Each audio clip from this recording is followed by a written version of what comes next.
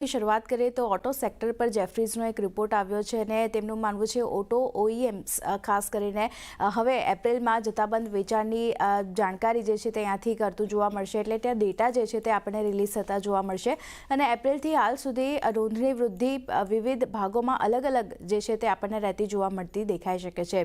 Year on year basis પર જોઈએ તો એપ્રિલ હોલસેલ લગભગ 10થી 16% રહેવાનો અંદાજ રાખી રહ્યા છે તેઓને. ખાસ કરીને ઓટોમાંથી M&M, આઈશર્સ અને TVS મોટર્સ તેમને ખાસ કરીને પસંદ પડતા દેખાઈ રહ્યા છે. તો એક પોઝિટિવ રિપોર્ટ છે ઓટોઝ માટે. અહીંયા એક સેક્ટર પર ધ્યાન રાખવાનું રહેશે. ઓબરાય રિયલ્ટીની વાત કરી લઈએ તો નમૂરાનો રિપોર્ટ આવ્યો છે. ઓબરાય રિયલ્ટી માટે બાય કોલ તેમણે આપ્યો છે. લક્ષ્યાંક તેમણે ઘટાડ્યા છે, ઘટાડીને ₹2,000 પ્રતિ શેરના લક્ષ્ય તેમણે આપ્યા છે. તેમનું માનવું છે કે થાણામાં જે વોલ્યુમ ધીમો પડ્યો છે એને કારણે લક્ષ્યાંકમાં તેમણે ઘટાડો કર્યો છે અને વર્સોવાની જમીન માટે વ્યવસાય વિકાસ પર ઓછી આશા પણ તેઓ રાખી રહ્યા છે. સાથે જ થાણામાં કંપનીના મુખ્ય પ્રોજેક્ટની ગતિ જે છે તે ખાસ કરીને અહીંયાથી અપેક્ષા કરતાં ઓછી રહેતી દેખાઈ રહી છે. FY26 થી 27 સુધીની જો આપણે વાત કરી લઈએ તો પ્રી સેલ્સ રેકોર્ડ સ્તર પર રહેવાનો અંદાજ પણ તેઓ રાખી રહ્યા છે. એટલે તેઓએ એક પોઝિટિવ રિપોર્ટ ઓબરાય રિયલ્ટી માટે આપ્યો છે. અહીંયા પણ એક ફોકસ રાખવાનું રહેશે.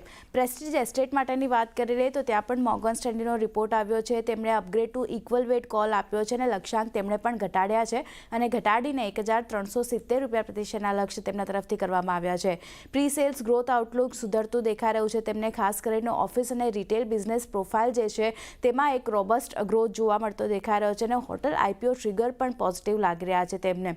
સાથે જ ઇન્દ્રપુરમ માટે તાજેતરમાં જે રેરાની મંજૂરી મળતી દેખાઈ રહી છે તે ખાસી એવી પોઝિટિવ કંપની માટે બનતી દેખાઈ શકે છે. એટલે તેઓ એક ઇક્વલ વેટ કોલ આપી રહ્યા છે અને અપગ્રેડ કોલ તેમણે કર્યો છે પ્રેસ્ટીજ એસ્ટેટ માટે. અહીંયા પણ એક ફોકસ રહેશે.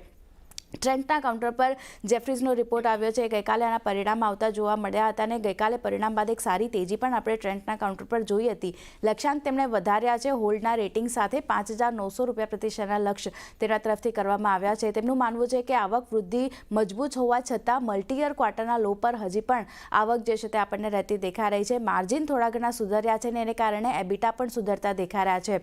ખાસ કરીને LFL વૃદ્ધિ જે છે તે ખાસ કરીને મધ્યમ સિંગલ ડિજિટમાં ઘટાડો છે તે થોડી નિરાશા બનતી દેખાઈ રહી છે. પણ એની સામે જો કોસ્ટ કંટ્રોલના કારણે માર્જિન આપણને સુધરતા દેખાઈ રહ્યા છે. ઓપરેટિંગ લિવરેજીસ જોઈએ તો તે પણ અપેક્ષા કરતાં સારા રહેતા દેખાઈ રહ્યા છે અને ઝુડિયો અને વેસ્ટસાઇડ જે બે બ્રાન્ડ છે એમાં એક સારો ગ્રોથ હજી પણ જોવા મળતો દેખાઈ રહ્યો છે. એટલે તેઓએ એક હોલ્ડ રેટિંગ ટ્રેન્ટ માટે આપ્યું છે. અહીંયા પણ એક ફોકસ રહેશે. છેલ્લે અંબુજા સિમેન્ટની વાત કરી લઈએ તો અહીંયા પણ ગઈકાલે પરિણામ આવતા દેખાયા. ત્યારબાદ મોર્ગન સ્ટેન્લી રિપોર્ટ આપી રહ્યા છે. ઓવરવેટ રેટિંગ તેમણે અંબુજા સિમેન્ટ પર આપ્યું છે ₹590 પ્રતિ શેરના લક્ષ્ય સાથે.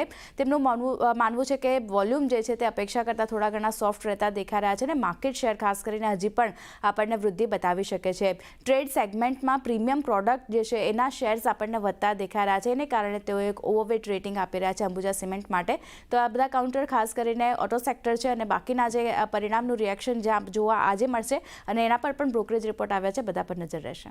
જી આરતી, આભાર આપનો.